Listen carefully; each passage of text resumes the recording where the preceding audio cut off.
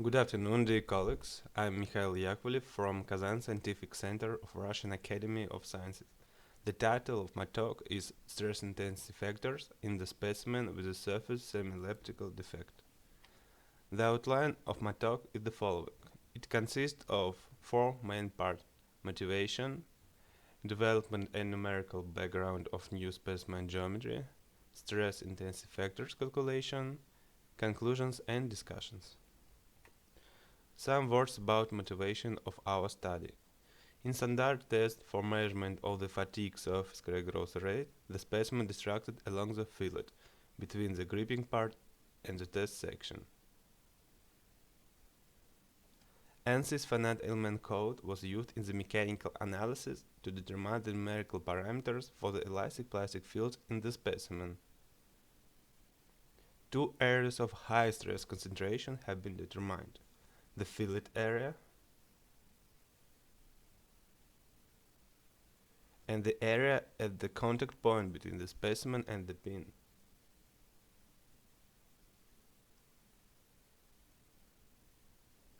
New specimen geometry for the fatigue surface crack growth rate test at elevated temperature was developed. The main purpose of this work is obtaining equations for stress-intensity factors calculating in the new specimen in order to interpret experimental data for the fatigue surface crack growth rate test at elevated temperature. Development and numerical background of new specimen geometry.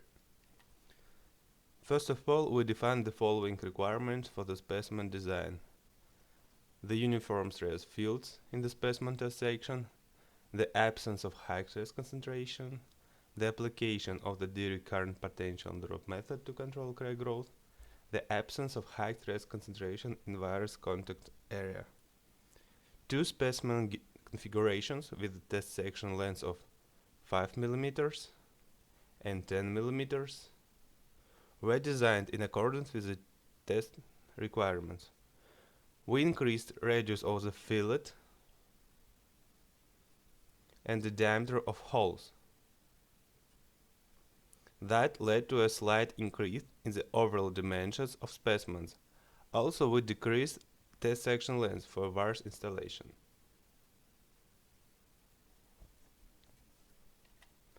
ANSYS finite element code was used in the mechanical analysis to determine the numerical parameters for the elastic plastic fields in specimens. The finite element models of specimens were loaded with the axial forces which coincide with the experimental load value 54 kilonewtons. In order to perform numerical calculations, the main mechanical properties of nickel-based superalloy listed in table were used. To compare the elastic plastic stress distribution in specimens, two cross-sections were chosen. We can notice a significant decrease in the stress level in the fillet area of the specimen, especially on the specimen surface. The stress distribution in the specimen's central section along B direction show that both models have an identical distribution of the maximum equivalent stresses in the central section and are in good agreement with the base specimen. However, in the specimen 1 central section in the direction of thickness T, there is non-uniform stresses distribution which doesn't meet the requirements indicated above. Therefore, specimen 2 was chosen. Stress intensity factors calculation. Next part of my talk is concerned with stress intensity factors calculation in specimen 2. The commercial finite element code ANSYS was employed to calculate stress distribution along the crack front for the range of the relative crack depth 0.1 to 0.7 and aspect ratio 0.3 to 1. Three-dimensional higher-order solid elements were selected to obtain the three-dimensional simulation model configurations.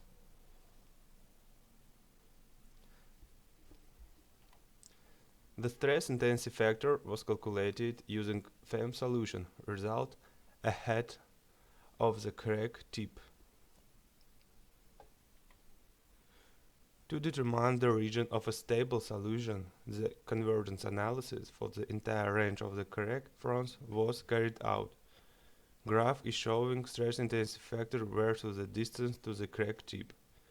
We can conclude that in range of the distance to the crack tip from 8 times 10 to the minus third power to 2 times 10 to the minus second power, there is a region of stable solution, in which stress intensity factors approximately takes constant value. Thus, in this work to calculate the stress intensity factor values, the distance from the crack tip 1 times 10 to minus second power was chosen. To verify the result of the numerical calculation, the stress intensity factors calculations were carried out according to the stress intensity factors handbook. The tables presenting the result of numerical calculation and handbook data. The results of the financial method analysis and handbook data were compared. We can observe a difference in the values of the function f for FEM analysis and handbook data. So, for a given range of the relative crack depth and the aspect ratio to the specimen geometry function, the correction function was added.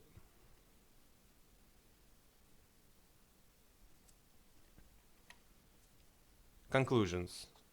In this work, the geometry of the specimen with a surface semi-elliptical defect for the surface crack growth rate test at elevated temperature was developed. For new specimen geometry, equations for stress intensity factors calculating in order to interpret experimental data of the surface crack growth rate test at elevated temperature was obtained. The result allowed to interpret the experimental data of the surface crack growth rate test of the specimens at elevated temperature. Thank you for your attention.